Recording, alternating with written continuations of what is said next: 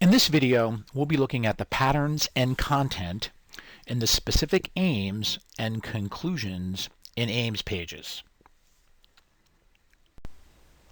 This is the second part of a two-part video sequence on Ames pages.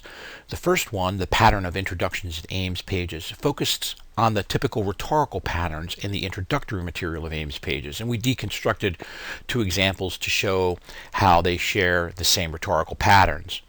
In this part 2 video, we're going to focus on the aims themselves and the concluding content of Ames pages.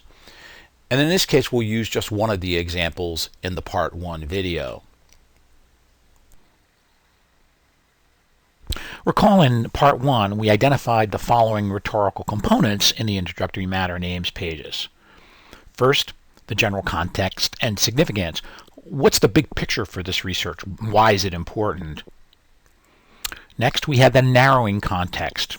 What is known and accepted in this specific research area? Then there was your research contribution. Has your previous work and data contributed, and how? Next, the complication. Very important. What's the problem, the roadblock, the unknown? Next, the long-term goal of the research. What final big result will the research help achieve? Not today, tomorrow, but down the road. Next, the specific goal of this research. What is the narrow objective that this research is aiming to achieve? Then we have the summary of research, that path to the hypothesis. How does the previous research done by others and by you lead to that hypothesis? Next, we have the hypothesis itself, explicitly stated. What do you believe to be the answer to the complication? And then your qualification. What makes you the right person to undertake this research? And here in part 2, we'll explore the aims themselves and the concluding matter of the Ames page.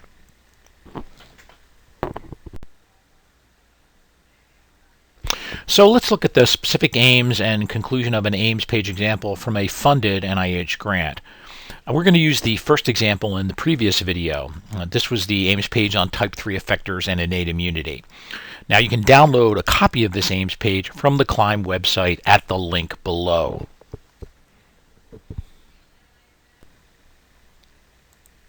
Note the amount of space that the specific aims take up in this winning example. How much? Well, not much at all. And you can see by the highlighted border area. Now this is one variation a writer can use to deal with specific aims. So let's take a look at it. In this instance, the aims are short and skimmable, and they are typically bolded.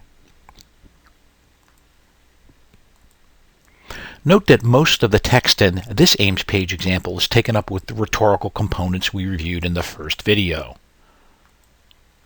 Why? Well, the other components have done all the heavy lifting. They've set the stage for the specific activities of the research. Now, this isn't the only way to execute a writing of specific aims. It's one way to do it. You might devote a bit more to the actual experimentation that you're going to undertake in your aims. There's no real right way to do it, but this shows you one way you can do it. So, how are the aims in this example logically connected to the rest of the page? They posit 3 sub-hypotheses of the central hypothesis. So recall the central hypothesis. The central hypothesis of the proposal is that the targets of the HOPU1 type 3 effector will be components of innate immunity. And the researchers here formulated that hypothesis based on their research and the preliminary data that showed that HOPU1 suppresses outputs of innate immunity.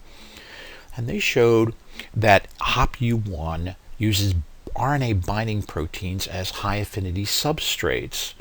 And the preliminary data that they had showed that one of these specific proteins, ATGRP7, plays a role in innate immunity, which led to the major goal, which is to elucidate the function of this protein as it relates to innate immunity. So from that central hypothesis, we derive 3 working hypotheses that are attached to each specific aim. So the first aim was to determine the molecular consequence of ADP ribosylation on the specific protein ATGRP7. And what's the working hypothesis? That protein binds to the immunity-related RNAs and that HOPU1 disrupts that function. The second aim was to identify additional substrates of HOPU1 above and beyond that specific protein ATGRP7. And here the working hypothesis is that the plant targets for the HOPU1 ADPRTs will also be important components of plant innate immunity.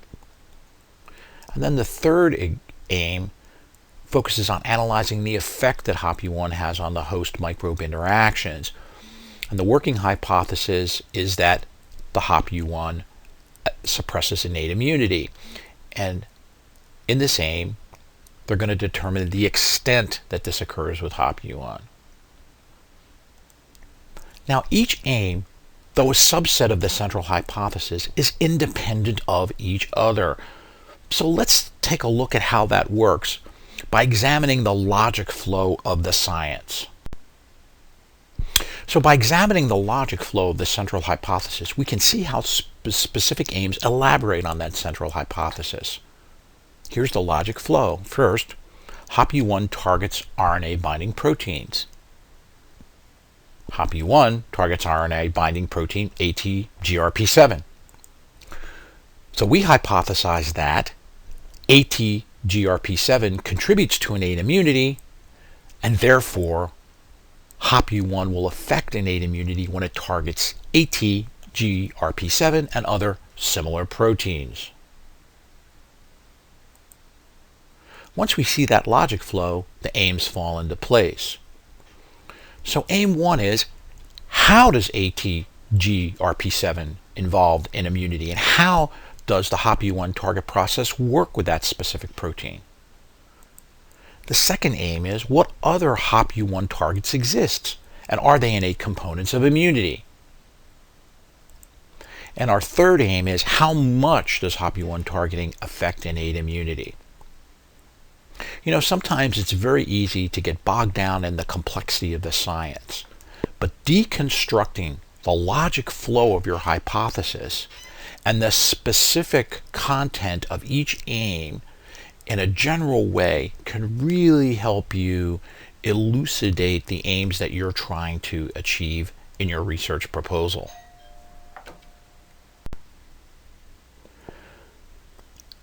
This independence is critical. Why?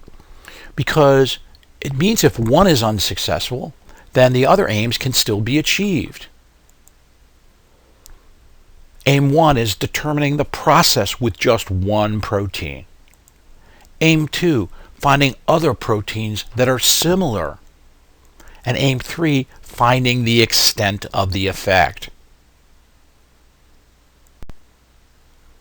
And each specific aim has a concrete outcome.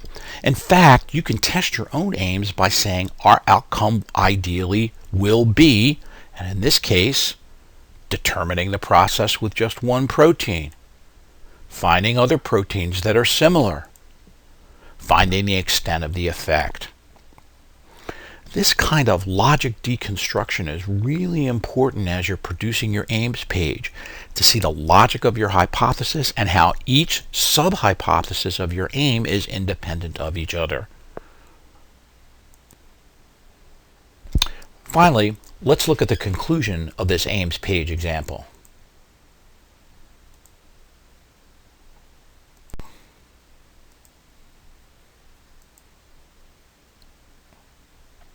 The proposed research is innovative because to date, ADPRTs have not been implicated in the suppression of innate immune surveillance systems. Moreover, RNA binding proteins have not been described as substrates for ADP-RTs and therefore represent novel substrates for this important group of bacterial toxins. Collectively, we expect the outcomes of these experiments will greatly add to our understanding of the activities and role of type 3 effectors, particularly in how they suppress innate immunity in eukaryotes.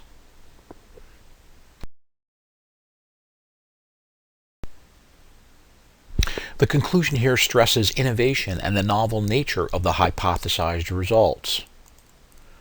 The proposed research is innovative. RNA binding proteins have not been described as substrates for ADP-RTs and therefore represent novel substrates for this important group of bacterial toxins. And finally, we have the broader impact of this research. It will greatly add to our understanding of the activities and roles of type 3 effectors.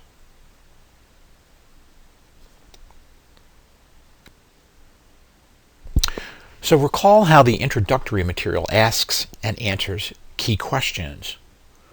The same is true of aims and the conclusion.